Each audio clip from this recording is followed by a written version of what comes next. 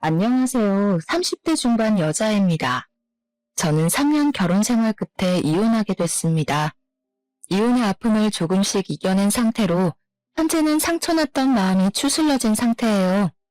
처음엔 사람들이 결혼하는 걸 대부분 반대를 하였었지만 좋아하는 마음 하나로 모두 이겨낼 수 있을 거라고 생각했는데 저 혼자만의 착각이었다는 것을 이제야 알게 됐습니다. 지금 와서야 웃고 넘길 수 있지만 이혼 준비하는 과정에서 정말 죽고 싶다는 생각이 들 정도로 힘들었어요. 주변 사람들에게 제 속마음을 모두 내비치는 게 아직까지 너무 창피해서 이렇게라도 속을 털어놓고 싶어 이렇게 사연을 보내게 됐습니다. 남편은 이혼한 지금까지도 전화를 밥 먹듯이 하는 편이고 술만 마시면 저 혼자 살고 있는 집까지 찾아올 정도인데요. 경찰에 신고까지 해봤을 정도였어요. 그 정도로 남편과 저의 사연은 아주 복잡하고 찌질했네요. 원래 결혼은 단둘이 하는 게 아니라 집안 대 집안끼리 하는 거라는 말이 있잖아요. 이번 결혼과 이혼으로 그 말이 맞다는 것을 느끼게 됐어요. 남편과 2년 연애 끝에 결혼하게 됐었는데요. 남편과 저 사이에는 전혀 문제될 부분은 없었어요.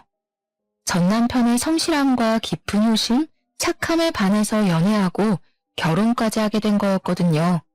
근데 이 착한 효심이 이렇게 문제가 될 거라고는 상상조차 하지 못했었는데요. 남편은 동네에서 유명한 효자였어요. 할아버지 밑에서 자란 남편은 고등학교 졸업하고 바로 취업을 하여 돈을 벌었다고 하는데요.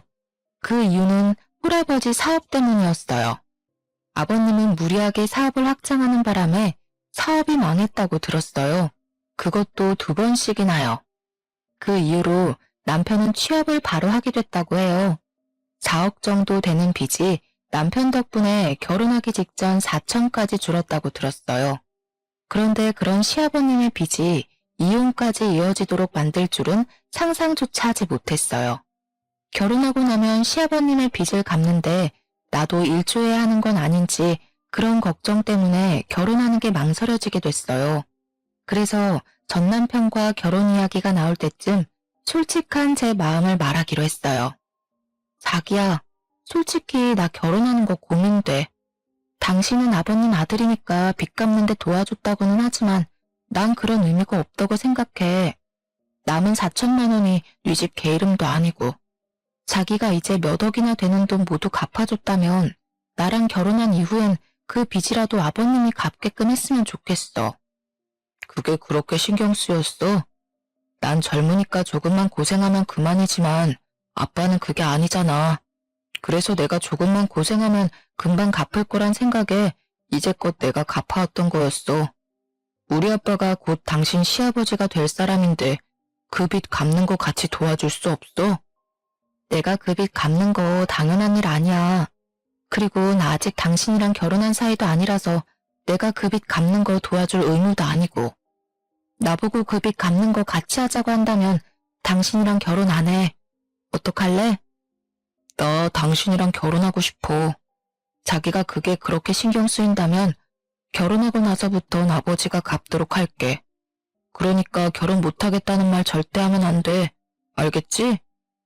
남편과 날 잡고 진지하게 대화를 나눈 뒤 시아버님의 빚은 결혼하고 나서부턴 대신 갚지 않기로 약속했어요. 약속을 받아낸 후 일사천리로 결혼식을 올리게 됐어요. 근데 결혼하고 난 후 1년 정도 되었을 무렵부터 문제가 발생되었는데요. 시아버님이 아들한테 대했던 그대로 저한테 돈을 요구하는 게 점점 당연해졌어요. 이 문제 때문에 전 결국 화병까지 생겼을 정도였었는데요. 저희 부부는 3개월 단위로 양가 부모님께 용돈을 드리고 있어요. 저도 나름 유명한 회사에 다니는 사람이고 남편도 결혼하고 난 이후부터 본인이 다니고 싶었던 친구 회사에 다니면서 일도 같이 배워가고 있었죠. 우리 둘 다 벌이가 나쁘지 않았었기 때문에 양가 부모님께 용돈을 드리는 것 자체가 어렵진 않았어요. 양가 부모님께 각각 30만 원씩 용돈을 드리고 있었는데 아버님의 행동이 기가 막혀서 말이 나오지 않을 정도였어요. 아영아, 갑자기 찾아와서 미안하다. 뭘요? 오늘 연차라서 저 혼자 집에 있었어요. 아버님은 이 이른 시간엔 어쩐 일로 오셨어요? 미리 전화 주시면 제가 아버님 댁으로 갔었을 텐데. 너한테 할 말이 있어서 직접 찾아왔다.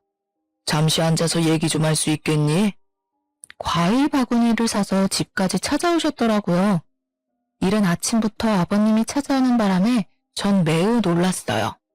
식탁 앞에 앉아서 커피 한 잔 마시며 이야기를 나누게 됐는데요. 아버님의 표정이 너무 좋지 않아 걱정이 많이 됐었습니다. 커피만 홀짝홀짝 마시던 아버님께서 한참 입을 굳게 다물고 있다가 조심스럽게 입을 여셨는데요. 아영아, 너가 결혼하고 나서 며느리로서 너무 잘해주고 있어. 그게 참 고맙다.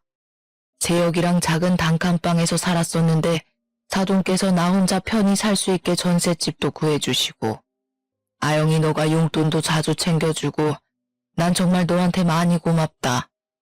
아니에요. 당연히 해야 할 일이니까 한 거였어요. 아버님 혹시 무슨 일 있으신 거예요? 표정이 너무 안 좋아요. 사실 내가 지금 돈이 필요해서 말이야. 재혁이 모르게 30만 원 좀 줄 수 있겠니? 지난달에도 30만 원 정도 줬었는데 또 달라고 해서 미안하다. 네? 아버님께 돈 드리는 게 아까워서 그러는 게 아니라 아버님 요즘 돈 달라고 하는 일이 많으신데 무슨 일 있으신 거예요? 혹시 지금 다니고 있는 회사 그만두신 건지. 일 그만둔 건 아니야. 이 나이에 거기서 일해봤자 월급 얼마나 받겠니? 오랜만에 혼자 빚을 갚으려고 하니까 버겁기도 하고 혼자 사는 게 적적하기도 해서 여기저기 놀러도 다니다 보니 생각보다 지출할 일이 많구나. 저희도 버는 게 한정되어 있는데 한 달에 3, 40만 원씩 달라고 하는 일이 많으니까 좀 부담돼요. 아버님께 용돈을 안 드리고 싶어서 그러는 게 아닌 거 아시죠? 그래도 급한 일 있으신 것 같으니까 이번엔 드릴게요. 이젠 이런 일이 되도록 없었으면 해요, 아버님. 이런 식으로 아버님이 돈을 달라는 빈도수가 점점 많아졌어요. 3개월 단위로 줬던 용돈을 한 달에 한 번, 2주에 한 번씩 주게 됐었고요.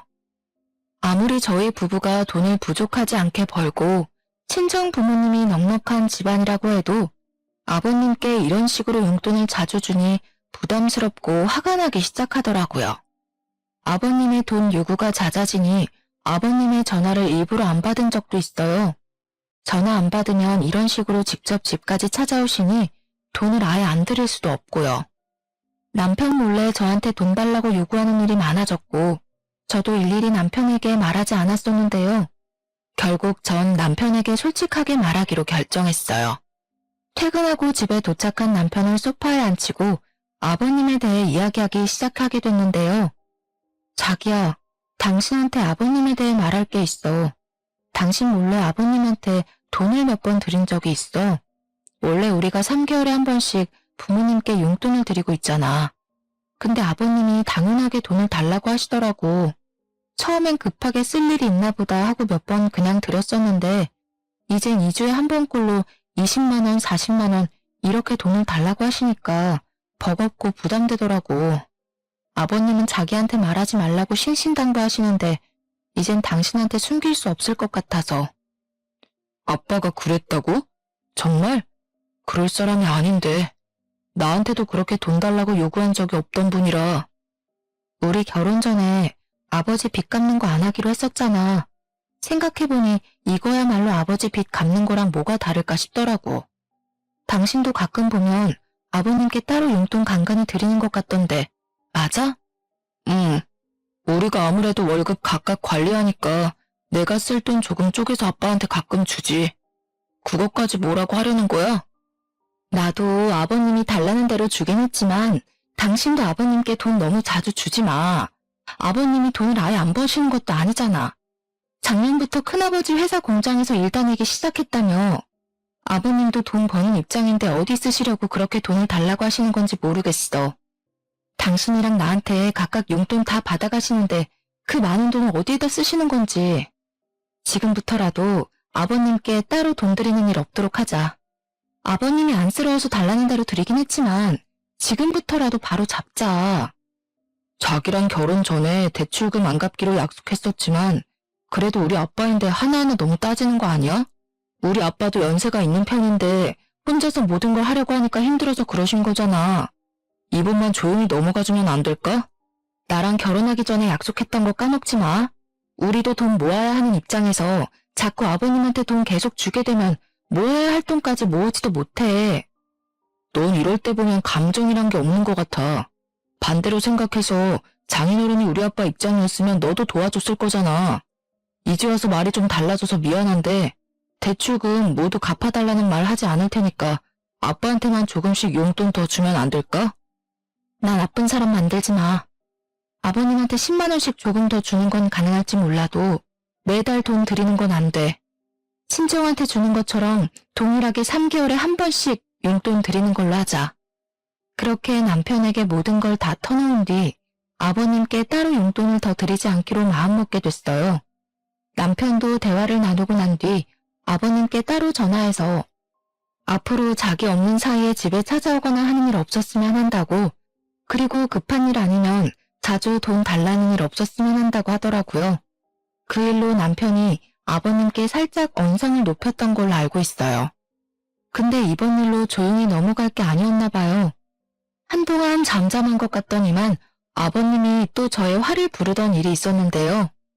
아버님은 한 달에 한 번꼴로 저희 부부집에서 1박 2일씩 주무시고 가셨어요. 남편은 아버님이 놀러 오실 때마다 아이처럼 좋아했어요.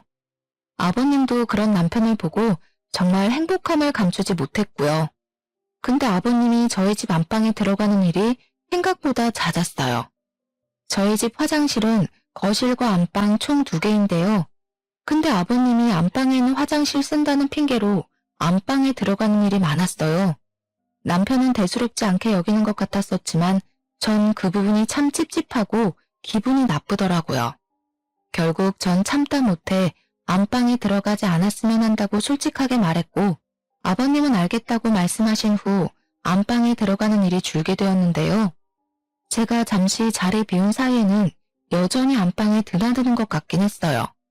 근데 언제 한 번은 아버님이 저희 안방 화장실을 다녀오고 난 직후 화장대 서랍이 살짝 열려있는 걸 발견하게 됐어요.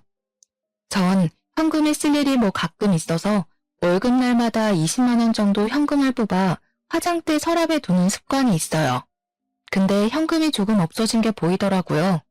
생각해보니 지난번에도 현금 5만 원씩 비는 것 같았었는데 이번에도 돈이 살짝 비어있는 걸 보고 이게 다 아버님의 만행이 아닐까 싶었어요. 뽑아놓은 현금은 거의 신경 쓰지 않고 쓰는 돈이기 때문에 그냥 두고 있었는데 이렇게 돈이 조금씩 비는 게 느껴지니 아버님의 짓이 아닐까 걱정이 되었답니다. 물증은 없고 심증만 있는 상태에서 그대로 남편에게 말할 시 100% 싸울 게 분명해서 말할까 말까 고민이 많이 되더라고요. 물증을 잡기 위해서 어떻게 하면 좋을까 고민했는데 친한 친구가 집에 홈캠을 설치해보라며 권유하더라고요. 집에 돈이 조금씩 없어져서 미치겠어. 분명 아버님 짓인 것 같은데 심증만 있고 물증이 없으니. 이걸 남편한테 그대로 말하면 화낼 게 분명하고 5만 원 이런 식으로 가져가니까 그동안 몰랐었던 거야 내가. 근데 이번만 훔쳐간 게 아니라 많은 것 같아. 이제까지 빠진 돈 계산해보니까 대략 50만 원 이상 되더라. 홈캠 설치해봐. 나도 우리 시엄마가 자주 집에 들락날락해서 그것 때문에 홈캠 설치했거든? 근데 진짜 좋더라. 보고 싶을 때마다 집 상황 실시간으로 볼 수 있어서 좋았어. 증거로 사용해도 좋고. 그래서 남편과 아버님 몰래 집에 홈캠을 설치하게 됐어요. 초소형 홈캠을 설치한 후 증거를 모으기로 했어요. 그렇게 홈캠을 설치한 걸 잠시 잊고 있던 중 은행에 볼 일이 있어 간 김에 통장 정리를 하게 된 적이 있어요. 이왕 통장 정리한 김에 남편 통장도 같이 정리하기로 했는데요. 통장 정리를 하면서 충격적인 사실을 알게 됐어요. 남편 통장 내역을 확인하였는데 알고 보니 남편이 아버님의 빚을 모두 해결해준 사실이었어요. 매달 남편이 자신의 월급 절반 가까이 아버님에게 드렸었고 그것도 모자라 아버님의 빚을 주기적으로 내주고 있었더라고요. 그 사실을 알게 된 전 남편에게 많이 실망하게 됐었습니다. 분명 결혼한 순간 합의 없이 시아버님께 돈을 드리는 일 없도록 하기로 했었는데 그런 약속을 무시하고 시아버님께 그대로 돈을 전부 드렸다는 생각에 열받았어요. 그리고 남편과 공동 생활비 목적으로 사용하고 있던 통장이 있는데요. 거기에 자율적으로 돈을 각각 넣어서 우리 부부 생활비로 사용하고 있었어요. 넣으면 넣는 대로 사용했었기에 안에 얼마나 있는지 확인한 적이 없었거든요. 아무래도 각자 돈은 각자 사용하고 있다 보니까 외식하거나 장볼 때 말고는 신경 쓸 일이 없었어요. 관리비나 공과금 같은 것들은 신용카드로 자동이체가 되고 있었기에 크게 문제가 되지 않았어요. 뒤늦게 공인통장을 확인해보니 이제껏 줄곧 저만 100만 원 이상 입금했었지 남편은 입금하지 않은 날이 많았더라고요. 넣어봤자 50만 원조차 넣지 않았어요. 전 배신감이 몰려왔습니다. 효심이 깊은 사람인 줄은 알았지만 남편으로서 이렇게 꽝인 줄은 몰랐네요. 이왕 이렇게 된 거 이제까지 녹화되었던 홈캠 영상도 확인하게 됐는데요. 아버님이 이제껏 화장대 서랍에 있었던 돈을 조금씩 훔쳐갔었던 게 맞았습니다. 처음엔 심증만 있었는데 이렇게 물증이 생기니 이건 가만히 있을 수 없다고 생각하여 남편과 퇴근한 후 제대로 얘기하게 됐어요. 소파에 앉아있는 남편에게 통장을 던지며 소리를 버럭 질렀고 그런 나를 보고 당황스러움을 감추지 못했던 남편은 왜 그러냐고 묻기 바빴습니다. 지금 뭐 하는 짓이야? 도대체 왜 그러는데? 이 통장은 또 뭐야? 당신 내 통장 만졌어? 당신 나 몰래 아버님 빚 다 갚아줬더라? 그 돈이 다 어디서 나서 갚아준 거야? 그리고 아버님 빚 말고도 매달 용돈 꼬박꼬박 줬더라. 당신 돈 모을 생각은 죽어도 없나 보네. 남편은 저의 말을 듣고 아무 말 못하고 바닥에 떨어진 통장을 한참을 보고 있었습니다. 남편은 저와 약속한 게 있었고 그걸 깬 사람이 남편이었기 때문에 섣불리 말을 하지 못했어요. 분한 저는 남편에게 소리를 고래고래 지르면서 사람이 어떻게 그럴 수 있냐고 말했습니다. 그래, 당신이 알게 된 김에 다 말할게. 나 아빠 빚 모두 해결해줬어. 우리 아빠 7순이 넘은 사람이야. 근데 나이도 많은 우리 아빠가 돈을 어떻게 다 갚을 수 있겠어. 공장에서 버는 돈도 다 한계가 있는데 너는 아빠를 가족이라고 생각하긴 하냐? 사람이 어떻게 본인 혼자만 생각해? 난 분명히 이 문제 때문에 결혼 안 한다고 했었어. 근데 그거 감수하고 결혼하자고 했던 사람은 당신이야. 이제 와서 아버지가 안쓰럽다고 돈 다 갚아줬다는 게 더 말이 안 된다고 생각해. 그래, 아버지 빚은 그렇다고 쳐. 근데 월급의 절반을 다 아버님께 매달 줬었더라? 정작 우리 공동통장엔 돈 전혀 넣지 않았었네. 이건 어떻게 생각해? 오히려 당신이 날 와이프라고 생각하지 않은 것 같은데. 어차피 우리 각자 번 돈은 터치 안 하기로 했었잖아. 근데 당신이 이렇게까지 화를 내는 게 이해가 안 가. 애초에 내 월급 당신이 관리하고 있었으면 모를까. 우리 생활비, 적금 꼬박꼬박 다 내놨으면 몰라. 오히려 우리 가정에 써야 할 돈은 따박따박 내지도 않았으면서 그런 말 하는 게 참 웃겨. 내가 이제까지 바빠서 제대로 살펴보지 않았던 게 바보 같다. 우리 그냥 이혼하자. 도저히 당신 같은 사람이랑 못 살아. 이럴 거였으면 아버님이랑 평생 단둘이 살지 뭐하러 나랑 결혼했어? 이혼이라니. 이혼 절대 못해. 이런 일로 이혼하는 게 더 바보 같은 일 아니냐? 도대체 아빠 빚 갚아준 게 뭐가 죄라고 이혼까지 해야 하냐고. 나 당신이랑 이혼 안 해. 안 해줘. 너가 조금만 마음 넓게 먹고 넘어가줘. 내가 도박을 하기라도 했어? 그냥 아빠한테 도움 좀 주고 싶어서 몇 푼 돈 들인 거 가지고 이혼 얘기를 왜 하냐? 내가 아버님 때문에 미치겠다고 말하잖아. 도대체 내 말을 뭘로 들어왔던 거였어? 내가 싫다는 말 안 들려? 제발 내가 싫다는 거 안 하고 조용히 살 수 없었던 거냐고. 부부라는 게 뭐야? 서로 싫어하는 부분 최대한 고쳐가고 맞춰야 하는 거 아니냐고. 당신은 날 속이면서까지 내가 싫어하는 행동을 한 거야. 그럼 내가 당신이랑 살 이유가 없어진 거지. 그러니까 내 말대로 이혼해. 당신이나 아버님 이제 신경 쓰면서 살고 싶지 않아. 나랑 이혼하고 편하게 아버님 뒷바라지하면서 편하게 살아. 눈치 보지 말고. 이혼이 그렇게 쉬워? 말이면 다인 줄 알아? 당신이랑 절대 이혼할 일 없을 거야. 언성이 높아지고 서로의 입장이 맞다고 우기고 있는 상황이었어요. 결국 말이 통하지 않아 저는 간단히 짐을 챙겨 집을 나가게 됐어요. 남편은 나가지 말라고 끝까지 말렸었지만 전 그런 남편을 밀치고 무작정 집에서 나갔었답니다. 너 한 발자국만 더 움직여봐. 가만 안 둬? 가만 안 두면 어쩔 건데 이혼 준비는 하고 있어. 전 그렇게 무작정 혼자 나가게 됐고 막상 나으니 어딜 가야 할지 고민이 되었어요. 지금 이 밤중에 이혼 문제로 집에 나왔다는 걸 속 시원하게 말할 사람이 없더라고요. 그렇게 한참을 밖에서 시간을 보내다가 결국 근처 저렴한 숙박업소에 가서 지내기로 했어요. 며칠 동안 전전긍긍하면서 지냈었는데 혼자서는 사람이 할 짓이 못 되더라고요. 이 답답한 마음을 어떻게 해결하면 좋을까 긴 고민을 하게 되었어요.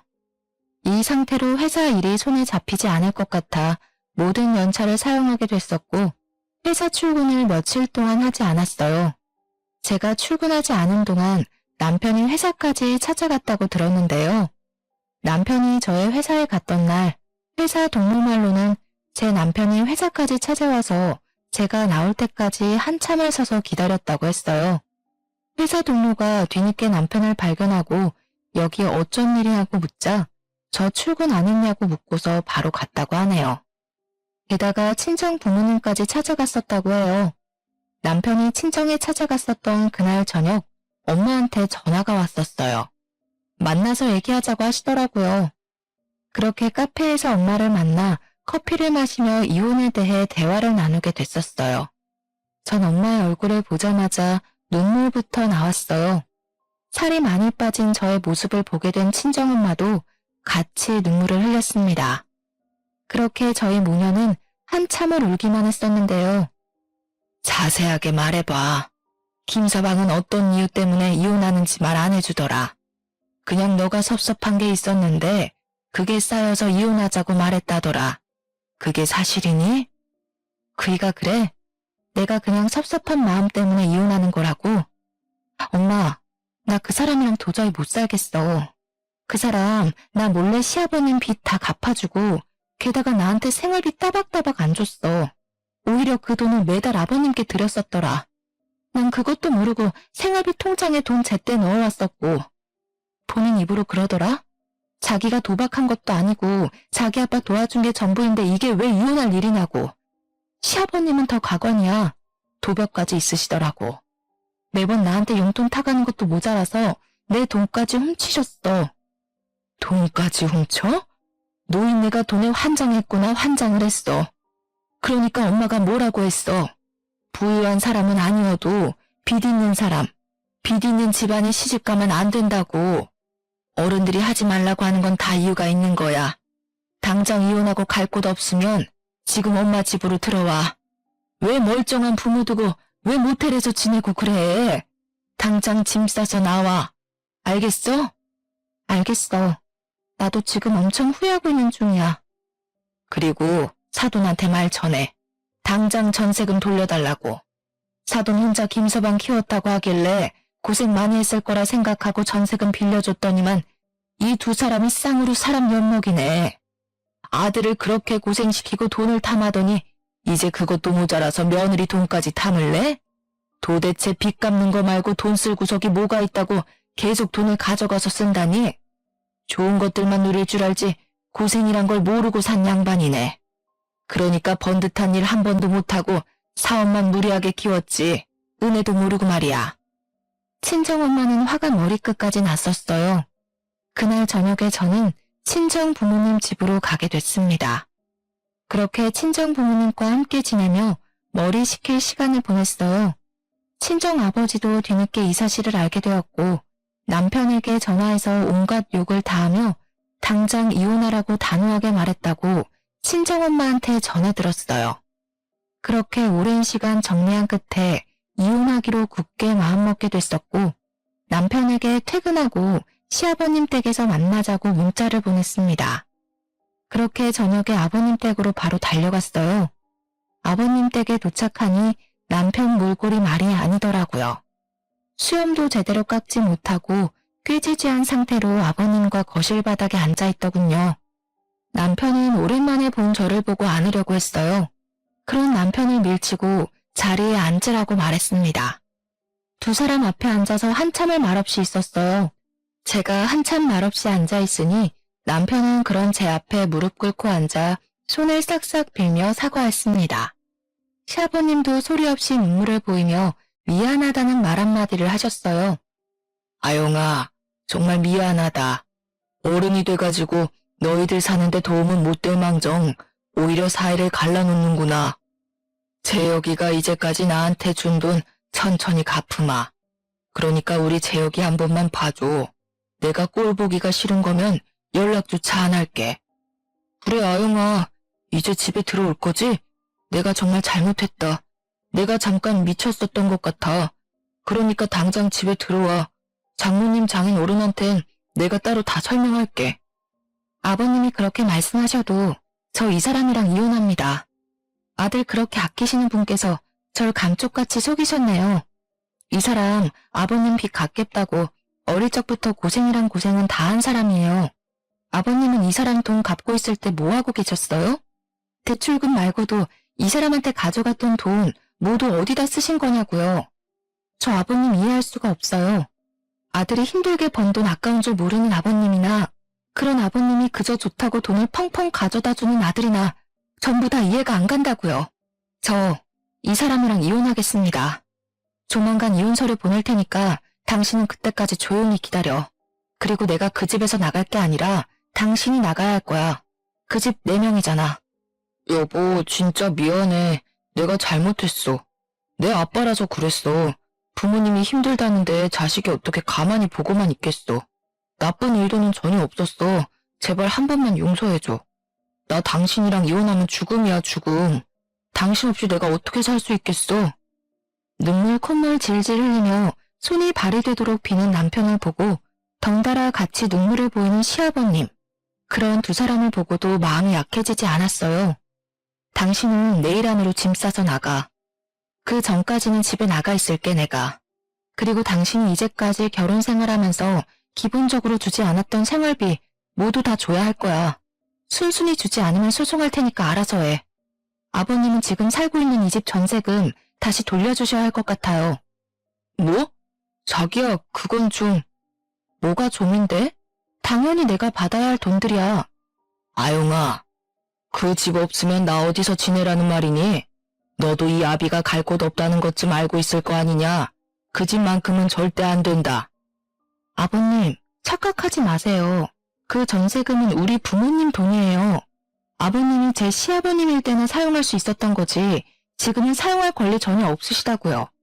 그러니까 지금 살고 있는 집 부동산에 내놓으세요. 혹시 그 전세금까지 탐내고 계신 건 아니시죠? 당신 너무하다. 우리 부자 망하게 하려고 작정이라도 한 거야? 내가 뭘 그렇게 잘못했니? 우리 이제까지 같이 산 정도 있는데 제발 이러지 마, 아영아. 너무하다고? 너무한 건 당신이랑 당신 아버지지. 당신이 오히려 날 망하게 하려고 작정한 사람 같았다고. 이제까지 결혼하는 동안 당신이 가장으로서 주지 못했던 비용들 전부 다 청구할 테니까 돈 준비나 잘해. 아버님도 저한테 타간 용돈들, 제 서랍에 있던 현금 몰래 훔쳐가셨죠? 그거 전부 돌려주셔야 할 거예요. 빚 갚으려고 했다가 더 빚만 생기셨네요. 아버지가 돈을 훔치다니? 그게 무슨 말이야? 남편과 시아버님께 홈캠으로 녹화된 영상을 모두 보여줬어요. 아버님이 제 돈 훔쳐간 영상이 많이 찍혀 있었는데요. 그걸 본 시아버님은 당황한 표정을 감추지 못했어요. 당연히 제가 모르고 있을 거라고 생각했던 거였죠. 남편도 이 영상을 보고 어이가 없었는지 영상과 아버지의 얼굴을 번갈아가며 보더라고요. 아버지, 이게 사실이에요? 당신은 이 홈캠 언제 설치한 거야? 나한테 상의도 없이? 설치한다고 했으면 당신이 가만히 있었을까?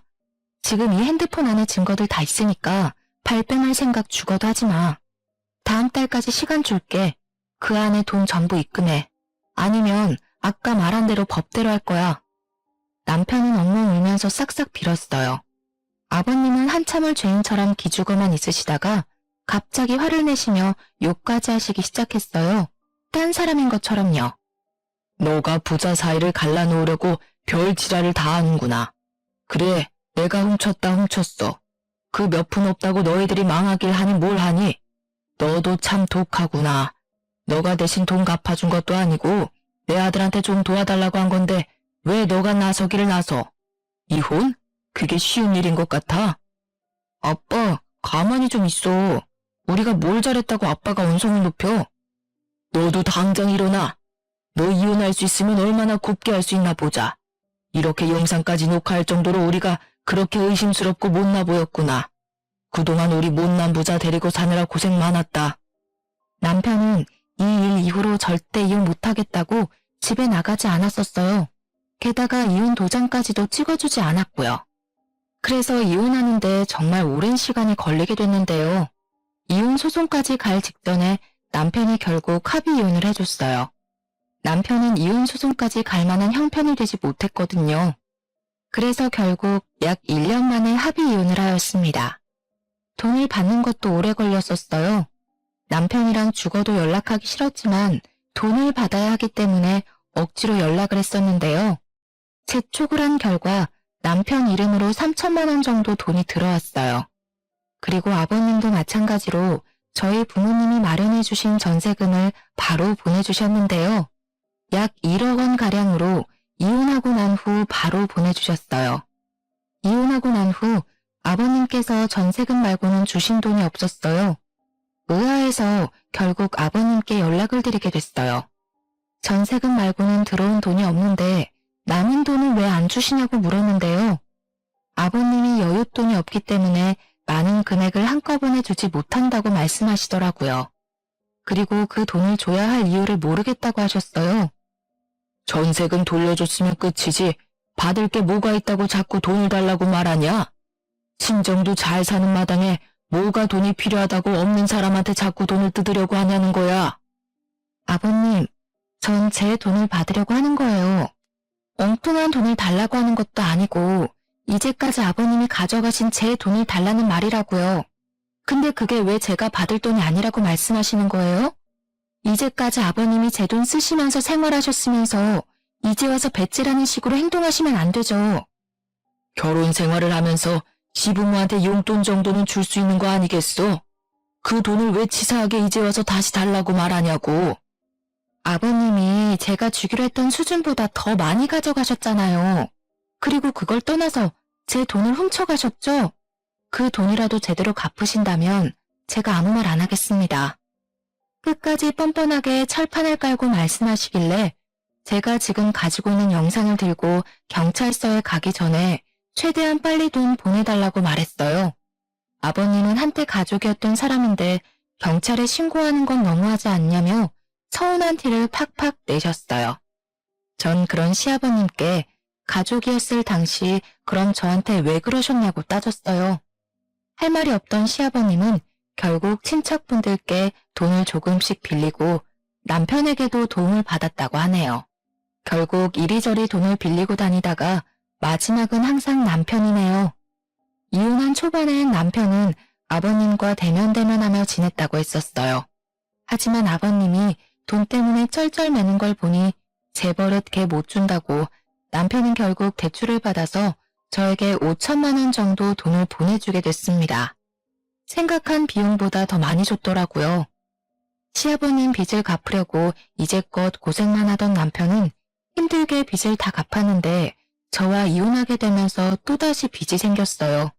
마치 아버지 뒷바라지하기 위해서 태어난 사람처럼 말이에요. 저에게 시어머니가 되었을 뿐, 즉 남편의 어머니께선 남편이 어릴 적일 때 도망가셨다고 들었어요. 시아버님 말로는 바람나서 도망갔다고 하시는데 남편 말로는 사실 아버님 사업이 망하고 나서 도망갔다고 들었습니다. 어머님 대신에 남편이 홀로 이 모든 것을 감당하고 있으니 얼마나 힘들까 싶기도 하면서도 조금은 속이 다 시원해지더라고요. 이혼한 후 남편의 근황을 바로바로 알기가 어렵잖아요. 알고 싶지도 않고요. 그런데 남편과 몇 명 지인이 겹치는 바람에 가끔 지인을 통해 남편 소식을 듣고 있어요. 남편은 친구 회사에 다니고 있는데 최근 그 회사가 아슬아슬하다고 하더라고요. 비리도 좀 많은 것 같았었고요. 그래서 점점 망해가는 눈치라 그만큼 남편의 월급이 줄었고 조만간 해고당할 위기라고 하네요. 월급이 반이나 줄었기 때문에 생활 자체가 어려우니 주말마다 공사판에 가서 막노동 일을 하고 있다고 해요. 불안불안한 회사 사정 때문에 걱정이 많을 텐데 그런 와중에 시아버님 때문에 대출까지 받은 상태이니 남편 속이 말이 아닐 거라고 생각해요. 막노동 일을 하다가 다친 적도 있다고 하고요. 게다가 친척분이 운영하고 있는 공장에서 작은 일을 도맡아서 일하고 있는 시아버님은 강제로 일을 그만두게 됐다고 들었어요. 알고 보니 아버님이 다녔던 공장이 부도가 나게 되면서 망했다고 하는데요. 그래서 한순간에 일자리를 잃었어요. 남편의 월급은 반토막이 나고 시아버님도 연세가 많기 때문에 일자리 구하는 게 쉽지 않아요. 아버님이 살고 있던 전셋집도 빠진 상태라서 결국 둘은 반지하 원룸에서 살고 있다고 하네요. 대출금이 있기도 하고 아무리 반지하라고 해도 서울에 있는 반지하도 비싼 법 아니겠어요? 회사가 하필 서울에 있기 때문에 아버님과 같이 살고 있는 반지하도 서울에 구했다고 하더라고요. 월세, 대출금, 생활비 이런 걸 남편 혼자 모두 감당하려고 하니 버거웠는지 최근엔 남편이 주변 지인들한테 돈을 조금씩 빌려서 급한 불을 끌 정도라고 했어요. 자꾸 돈을 빌리는 남편 때문에 스트레스 받던 지인들은 결국 한두 명씩 떠나갔고 어떤 친구와는 주먹 다짐을 했었을 정도라고 들었어요. 빚이 빚을 낳는 법이라고 하잖아요. 저와 살 땐 이런 고민 하나도 하지 않았었지만 뒤늦게 혼자 모두 감당하려고 하니 젊었을 때와는 차원이 다르겠죠. 지칠 대로 지친 남편은 결국 술을 왕창 마시고 절 찾아온 적이 있었어요. 그날 남편의 모습은 정말 사람이라고 믿기지 않을 만큼 많이 말랐고 꾀죄죄했어요. 그런 상태로 집 앞에서 무릎 꿇고 울며 불며 제발 합치자고 하더군요. 아영아, 이렇게 연락도 없이 찾아오게 돼서 정말 미안하다. 정말 미안해. 나 요즘 당신 하나 없다고 되는 일이 하나도 없어. 당신이 당연히 내 옆에 있을 줄 알았거든. 당신이 얼마나 나한테 중요하고 소중한 사람인 줄 몰랐어. 지금 알았다. 당신이 나한테 얼마나 소중한 사람인지. 술 마셨으면 곧장 집이나 가지. 여기서 왜 추태를 부려? 추태 부리지 말고 당장 가. 동네 사람들 다 보잖아.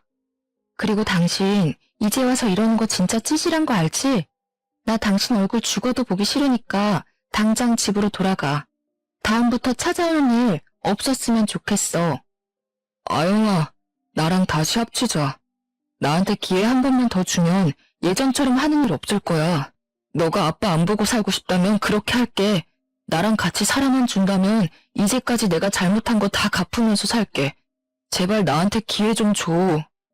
쥐뿔도 없는 당신이랑 내가 왜? 당신 아버지 때문에 또 빚진 거 아니었어? 또 대출금 갚으면서 살아야 하는 당신이랑 내가 왜 살아야 하는 건데? 더 이상 살기 싫어. 나 빚 트라우마라도 생긴 것만 같아. 빚이란 단어만 들어도 구역질이 나올 지경이야. 앞으로 내 앞에 얼씬거리지 마. 당신 얼굴만 봐도 지겹고 토 나와. 알겠어? 당신이랑 이혼만 안 했어도 원래 없었을 대출금이야. 이 돈 금방 갚을 수 있어. 당신한테 절대 신경 쓰이게 안 할게. 진짜야. 내가 이렇게 빌게. 한 번만, 딱 한 번만 다시 생각해줘. 나 진짜 당신 없으니까 죽을 것 같다고. 사는 게 사는 것 같지가 않아. 사람 그렇게 쉽게 안 죽어. 너 술 먹고 이렇게 막무가내로 찾아오면 경찰에 신고한다. 그러니까 썩 꺼져.